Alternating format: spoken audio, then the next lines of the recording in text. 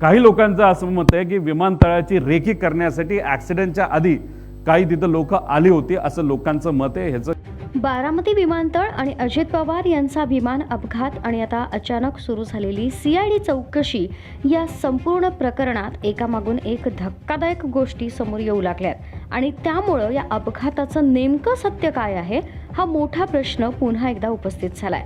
उपमुख्यमंत्री अजित पवार यांच्या विमान अपघाताला आता जवळपास 1 महिना उलटलाय।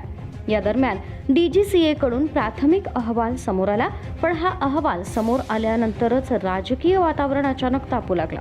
आमदार रोहित पवार यांनी या अहवालावर गंभीर प्रश्न उपस्थित केलेत। या अहवालामध्ये अतिशय मूलभूत स्वरूपाच्या चुका आहेत आणि त्या केवळ चुकून झालेल्या नाहीत तर त्या जाणीवपूर्वक केल्या गेल्याचा संशय त्यांनी व्यक्त केलाय।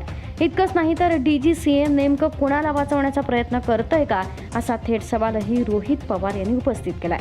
या प्रकरणात आणखी एक महत्त्वाची बाब समोर येते। अपघाताच्या आधी काही लोक बारामतीच्या विमानतळावर रेकी करण्यासाठी आले होते अशी चर्चा आता राजकीय वर्तुळात सुरू झाली आहे। या अपघातामागे केवळ तांत्रिक बिघाड नसून काहीतरी वेगळं कारण तर नाही ना असा संशय आता व्यक्त केला जातोय।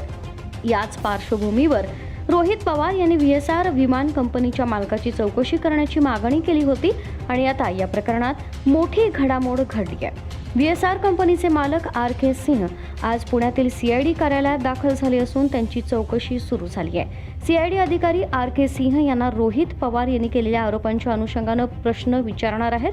अजित पवार यांच्या अपघातानंतर RK सिंह यांनी त्यांच्या कंपनीच्या विमानात कोणताही तांत्रिक बिघाड नसल्याचा दावा केला होता, पण त्यानंतर ते पुन्हा कधीच माध्यमांसमोर आले नव्हते। आता मात्र CID चौकशीमुळे या संपूर्ण प्रकरणाला नवं वळण मिळालंय।